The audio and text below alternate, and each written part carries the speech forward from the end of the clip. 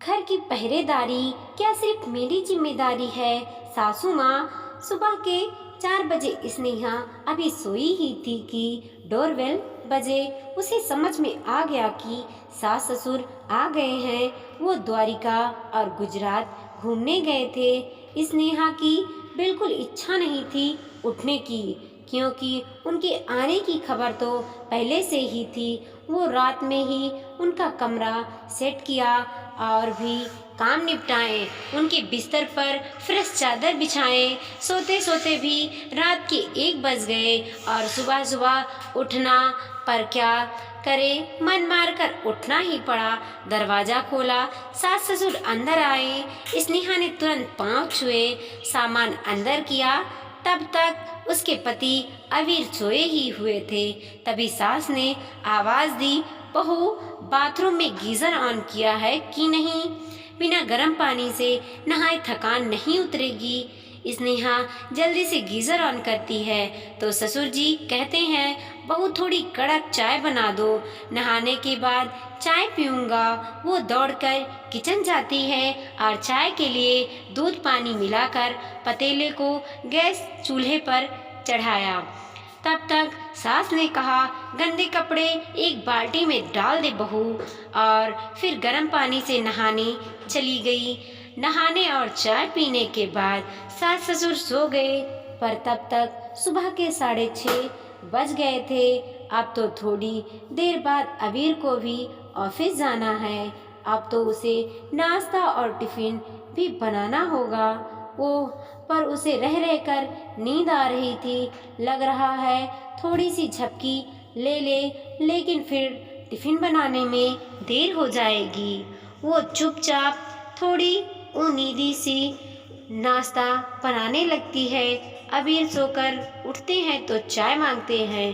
फिर अबीर को चाय देकर फटाफट टिफिन पैक करने लगती है और अबीर को आवाज़ लगाती है, नाश्ता टेबल पर लगा दिया है, जल्दी खा लो। अबीर तैयार होकर आते हैं और नाश्ता कर ऑफिस निकल जाते हैं। स्नेहा देखती है 8 बजे चुके हैं और अभी मुन्नी सोई है।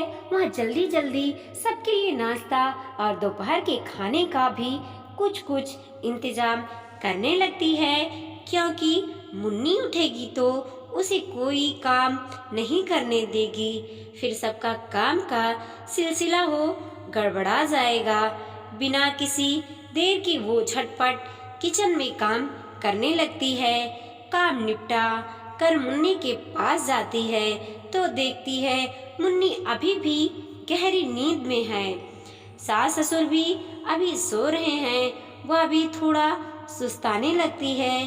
अभी ही मौका है, वरना मुन्नी तो बैठने भी नहीं देगी। शाम को उसकी ननद प्रीति आती है। उसने अपने अम्मा बाबूजी से मिलने।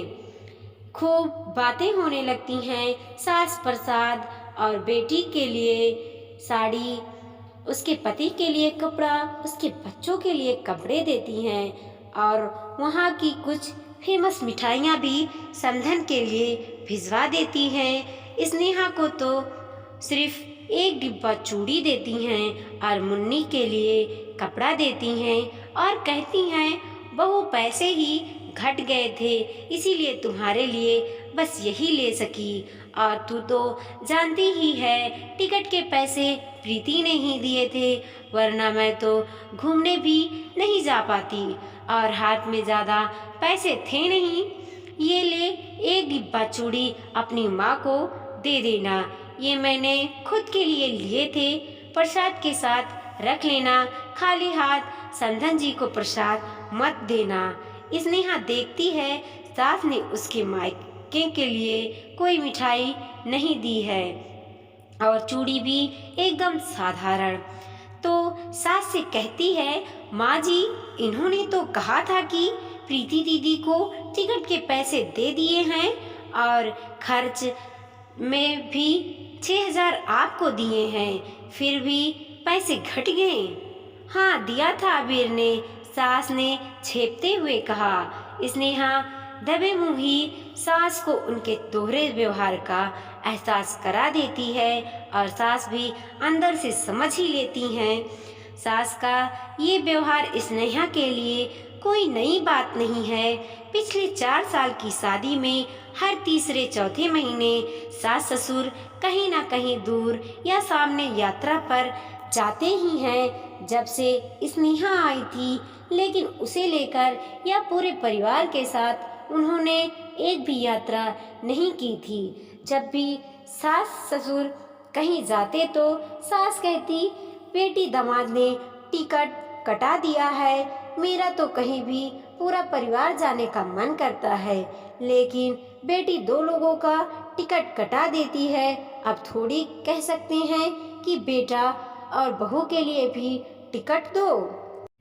शुरू में स्नेहा को लगा कि हो सकता है ननद अपने माता पिता को टिकट देती होगी घूमने के लिए, लेकिन पति से बातों में पता चला कि टिकट के पैसे तो अपने जीजा जी के अकाउंट में ट्रांसफर करा ही देते हैं। वो तो सास बेटी के साथ मिलकर उससे घर की पहरेदारी करा रही थी और खुद जिंदगी के मजे ले रही थी, और ऊपर से जहाँ से भी आती तो बेटी और उसके ससुराल वालों के लिए ढेर सारा उपहार लाती और कहती, अब दामाद जी ने टिकट के पैसे देते हैं तो कुछ अच्छा उपहार तो लाना ही पड़ेगा ना। उसके लिए स्नेहा ने अबीर से कहा, अगले महीने हमारी शादी को 4 साल पूरे हो जाएंगे, चलिए ना कहीं घूमने चलते हैं। अबीर कहते हैं, मुन्नी अभी छोटी है, ज़्यादा दूर नहीं जाएंगे, चलो पूरी 3-4 घंटे का ही रास्ता है, वहीं चलते हैं। मम्मी पापा और दीदी जीजा से पूछ लें क्या साथ जाने के लिए।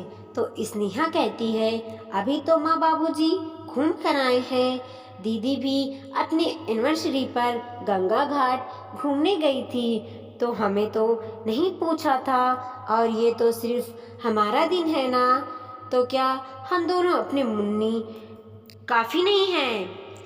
अबीर ठीक है कहकर ऑनलाइन टिकट के लिए अप्लाई कर देते हैं। देखते ही देखते जाने की तारीख भी नज़दीक आने लगी। तो एक दिन ननद घर आई तो स्नेहा ने कहा, दीदी अगले हफ्ते हमारी शादी को 4 साल हो जाएंगे, हम लोग पूरी जाने के लिए सोच रहे हैं। तो ननद चहक कर कहती है, वाह ये तो बहुत अच्छी बात है, मेरे बच्चों की भी स्कूल छुट्टी रहेगी और माँ बाबूजी को भी द्वारिका से आकर आराम हो गया है, बड़ा मज़ा आएगा। नहीं नहीं दीदी, पूरी तो सिर्फ मैं और ये जा रहे हैं। अच्छा, मेरी तो एक बार के लिए छोड़ो भी भाभी, माँ बाबूजी को घर में अकेला छोड़कर घर की पहरेदारी पर लगाकर तुम और भैया घूमने जाओगे, शोभा देता है क्या? दीदी आप भी तो अपने एनिवर्सरी में गंगा घाट गई थी, तो सास ससुर को लेकर तो नहीं गई थी, तो आप भी तो उन्हें पहरेदारी पर लगाकर गई थी ना। तो मेरे घर के मामलों को मत देखो भाभी। ऐसा क्यों दीदी, आप मेरे घर के मामले देख सकती हैं और मैं आपके घर के मामले में झांक भी नहीं सकती। ओह अच्छा ठीक है दीदी, पिछले 4 साल से माँ बाबूजी कहीं ना कहीं घूमने जा ही रहे हैं, पर इन्होंने मुझे तो कहीं साथ ले जाने को कभी नहीं कहा, जबकि ये नंदोई जी के अकाउंट में टिकट के पैसे भी देते हैं। तो पिछले 4 सालों में मैं घर की पहरेदारी कर ही रही थी ना। तो क्या अपनी एनिवर्सरी पर भी मैं और ये अकेले घूमने नहीं जा सकते हैं? दीदी अभी हम गए भी नहीं हैं और आपको माँ बाबूजी के लिए तुरंत एहसास हो गया कि वो घर की पहरेदारी करेंगे, तो क्या मैं इस घर की परमानेंट पहरेदार हूँ कि सास ससुर हमेशा घूमने जाते रहें और मैं घर अगोरती रहूं? चुप हो जा बहू, तुझे तो हमारे घूमने से भी जलन होती है। मैंने सोचा भी नहीं था। जाओ जाओ, घूम कर आओ अकेले ही। सास ससुर की इज्जत रहेगी नजरों में, तब ना साथ जाने की सोचोगी। ओह, तो आज मैं समझी सासू माँ कि आपकी नजरों में मेरी इज्जत भी बस एक पहरेदार की ही है ना, कि बहू और घर के सदस्य की। तब तो इतने दिन से मुझे अकेला छोड़ छोड़ कर आप सब जगह घूमने जाती रहती हैं और जलन जैसे शब्द बोलकर बात को दूसरा मोड़ देने की कोशिश मत कीजिए सासू माँ। बस बात इतनी सी है, घर की पहरेदारी सिर्फ मेरी ही जिम्मेवारी नहीं है। इस बार ये जिम्मेदारी आप उठाइए, तो अगली बार फिर आप घूमने जाएंगी तो मैं उठाऊंगी। भाई, घर खाली भी तो नहीं छोड़ सकते, चोरी होने का भी खतरा है।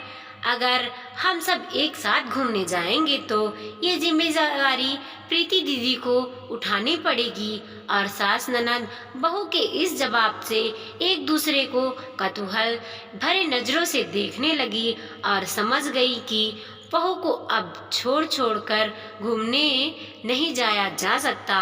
और बहू मुस्कुराते हुए पूरी जाने के लिए तैयारियों के बारे में सोचने लगी। वीडियो पसंद आया हो तो लाइक कीजिए, कमेंट कीजिए और अपने दोस्तों के साथ ज़रूर शेयर कीजिए। चैनल पे नए हैं तो प्लीज़ सब्सक्राइब कीजिए।